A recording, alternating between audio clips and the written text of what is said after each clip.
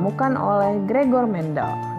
Hukum ini ditemukan oleh Mendel dengan menyilangkan kacang ercis atau yang biasa kita sebut kacang polong.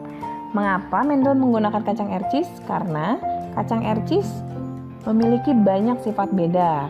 Jadi ada yang bunganya merah, putih, ada yang bijinya bulat, kisut, dan lain-lain. Lalu waktu pembuahan kacang ercis sebentar dan kacang ercis ini mudah sekali untuk dibudidaya, sehingga mudah untuk menumbuhkan dan mengamatinya. Dari percobaannya tersebut, Mendel menemukan hukum segregasi dan hukum asortasi. Jadi, yang pertama, hukum segregasi menyatakan bahwa pasangan alel pada induk akan memisah terlebih dahulu, sehingga setiap gamet hanya membawa satu gen dari induk yang akan diwariskan ke anaknya. Lalu, yang sudah terpisah tadi, gen-gen yang sudah terpisah tadi akan mengelompok dengan gen dari induk pasangannya. Jadi seperti ini ya, misalkan T besar T kecil. Gen T besar akan berpisah dulu dengan yang T kecil, lalu kemudian T besarnya dan T kecil yang sudah terpisah itu akan bergabung dengan gen dari pasangannya, sehingga terbentuk sifat individu baru. Selanjutnya, sebelum masuk ke materi persilangan, kita harus tahu dulu nih apa saja istilah-istilah dalam persilangan. Ada parental atau biasa disingkat dengan P yang artinya induk. Lalu F ya, F itu filial yang artinya keturunan. Lalu ada sifat dominan, yaitu sifat yang menutupi sifat resesif, dan ada sifat resesif yang ditutupi oleh sifat dominan. Ada pula genotip, yaitu sifat tidak tampak, biasanya dilambangkan dengan huruf-huruf. Lalu ada fenotip, yaitu sifat yang tampak oleh mata. Homozigot, yaitu pasangan alel sejenis, dan heterozigot, yaitu pasangan alel yang tidak sejenis. Supaya semakin paham mengenai istilahnya, kita langsung yuk ke persilangan. Jadi persilangan itu ada persilangan monohibrid dan persilangan dihibrid. Yang pertama akan kita pelajari adalah yang monohibrid, yaitu persilangan satu sifat beda. Persilangan monohibrid ada lagi dibagi dua menjadi persilangan dominan dan persilangan intermediate. Yang pertama yang dominan dulu nih. Misal contoh soal bunga berwarna merah M besar disilangkan dengan warna putih M kecil. Keturunan F1-nya 100% merah. Lihat persilangannya yuk. P1 atau induk pertama M besar dan M kecil. Maka keturunan sudah pasti M besar M kecil. Kemudian karena yang diminta F2, kita silangkan F1 dengan sesamanya, jadikan sebagai parental yang kedua ya. Jadi F1-nya kan M besar M kecil. Kita silangkan M besar M kecil dengan sesamanya. Itu jadi parental yang kedua. Ya. Nah, kita dapatkan gametnya nih. Gametnya kan M besar M kecil. Masukin ke tabel, dua-duanya yang besar yang kecil, lalu kita dapatkan keturunan seperti ini. Kalau ada yang besar pasti jadi merah karena sifat persilangan dominan. Kalau nggak ada yang besar jadinya putih. Nah, apa bedanya sih dengan persilangan intermediate? Kalau persilangan intermediate itu menghadirkan sifat baru. Contoh soal nih ya, bunga merah M besar dikawinkan dengan M kecil. Anaknya 100% merah muda. Ada sifat baru, merah muda ya. Kita lihat nih persilangannya. M besar kawin sama M kecil, anaknya M besar M kecil, semuanya merah muda. Jadi ada sifat yang baru, sehingga perbedaannya hanya pada fenotipnya saja. Sementara kalau genotipnya perbandingannya tetap sama. Nih kita lihat ya, perhatikan ya. Kalau M besar merah, kalau M besar M kecil jadinya merah muda, M kecil putih, sehingga perbandingan fenotipnya merah 1, merah muda 2, kalau putih 1. Jadi 1 banding 2 banding 1. Bandingkan dengan yang tadi nih, masih ingat nggak yang dominan? Persilangan dominan perbandingannya 3 banding 1. Nah, supaya lebih paham kita coba yuk latihan soal. Perhatikan ya, tikus berambut hitam disilangkan dengan tikus berambut putih. Ternyata keturunannya 100% berambut kelabu. Berarti sifat persilangannya apa coba? Intermediate ya, karena ada sifat baru yaitu kelabu. Yuk kita silangkan. P1 adalah H besar kawin sama H kecil. H besar itu berarti hitam, kemudian H kecil adalah putih. Terus ternyata katanya keturunan pertamanya 100% kelabu, berarti H besar H kecil itu adalah kelabu atau abu-abu ya. Nah, terus katanya apa? F1 disilangkan dengan tikus berambut putih ya, dikasih tahu nih berarti parentalnya. F1 H besar H kecil disilangkan sama tikus rambut putih H kecil. Bagaimanakah keturunannya? Kita cari gametnya, ada H besar sama H kecil, yang ini hanya kecil saja ya, karena hanya kecil-kecil, jadi udah gametnya H kecil dan H kecil. Gabungin nih di tabel H besar H kecil, H besar H kecil, dan H kecil H kecil. Jadi perbandingan genotipnya adalah H besar H kecil banding H kecil 2:2 ya. Fenotipnya abu-abu, H besar H kecil abu-abu, H kecil putih. 2:2 sama dengan 1:1 ya. Nah, soal kedua. Kelinci berbulu hitam, hitam itu dominan, disilangkan dengan kelinci bulu putih resesif. Yuk, silangkan parental 1, H besar, dikawinkan dengan yang putih itu resesif ya, H kecil, putih. Nah, keturunannya, F1-nya, keturunan pertamanya, sudah pasti H besar H kecil. Karena induknya yang satu H besar semua, yang satu H kecil semua. Jadi pasti keturunannya H besar H kecil. Dan katanya H besar H kecil itu hitam ya. Berarti untuk soal yang ini sifat kesilangannya adalah dominan ya. Lalu yuk kita lihat, tentukan perbandingan fenotip F2-nya. Tapi nggak dikasih tahu parental 2-nya siapa. Artinya kita silangkan F1 dengan sesamanya. H besar H kecil kawin sama H besar H kecil, maka F2-nya. Kita lihat gametnya kan ada H besar H kecil nih dia nih.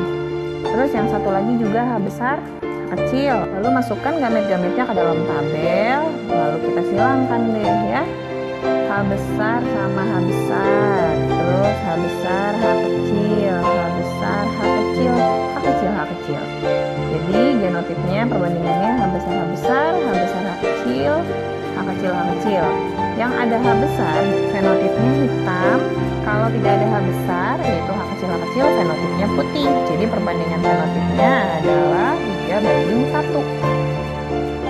Selanjutnya kita belajar mengenai persilangan dihibrid atau persilangan dua sifat beda. Contoh nih, kacang ercis berbiji bulat warna kuning, berarti ada sifat biji bulat dan berwarna kuning. Dua sifat ya. Disilangkan dengan ercis berbiji kisut warna hijau. Tentukan perbandingan fenotip F2-nya. Nggak dikasih tahu nih parental 2-nya siapa, berarti nanti F1 kita silangkan dengan sesamanya. Nih kita lihat ya, B besar, K besar, disilangkan dengan B kecil, K kecil. Yang satu besar semua, yang satu kecil semua, jadinya heterozigot. B besar, K besar, K kecil ya. Lalu kita lihat nih gametnya nih, B besar, K kecil, gametnya ada 4 macam. Sama, dua-duanya 4 nih gametnya. Masukkan ke dalam tabel, nanti kita dapat hasilnya seperti ini. Ya, jadi kalau persilangan dihibrid sesama heterozigot disilangkan, nanti perbandingan fenotipnya 9331. Supaya lebih paham yuk kita lihat latihan soal ya. Kacang ercis berbiji bulat. Bulat itu sifat dominan, berarti bulat B besar ya karena dominan. Kemudian bunganya putih, tapi katanya putih itu resesif. Resesif dari lawannya apa? Lawannya adalah merah, berarti M besar. Kalau putih M kecil gitu ya. Dikawinkan dengan bunga kacang ercis berbiji kisut. Lawannya bulat, B kecil, berarti resesifnya bulat. Lalu merah M besar ya. B besar M kecil, bulat putih. Terus B kecil M besar adalah kisut merah. Dikawinin nih, F1-nya berarti adalah heterozigot ya, B besar B kecil, M besar M kecil. Nah, karena perpaduan dua-duanya jadi benar-benar heterozigot, tapi sifatnya fenotipnya masih sama dengan yang dominan karena masih sama-sama punya gen dominan. B besar bulat, M besar merah.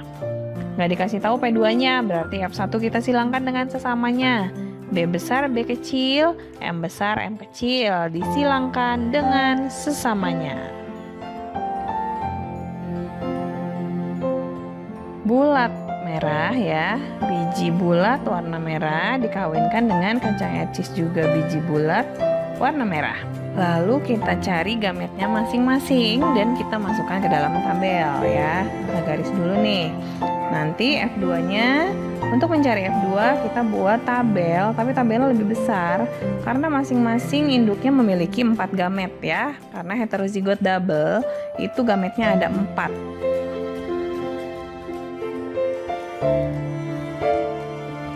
Yuk kita cari dulu gametnya ya. B besar B kecil, M besar M kecil itu punya 4 gamet, yaitu B besar M besar, B besar M kecil, B kecil M besar, dan B kecil M kecil. Begitu pula dengan induk pasangannya ya, karena sama genotipnya berarti gametnya juga sama. sama-sama 4 macam. Kita masukkan ke dalam tabel baris atas dan baris yang samping kiri.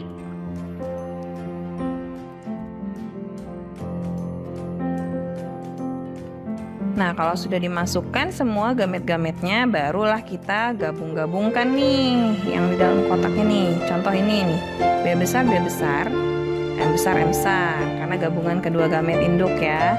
B besar, M besar, M kecil. Begitu seterusnya kalian lengkapi semua isi tabelnya. Akhirnya kita dapat nih ya, kalau sudah lengkap kita tentukan fenotipnya. Kalau ada B besar dan ada M besar berarti dia biji bulat bunga merah. Kalau B-nya doang yang besar, M-nya kecil-kecil berarti berbiji bulat bunganya warna putih. Kalau B-nya kecil-kecil ada M besar berarti biji kisut bunga merah.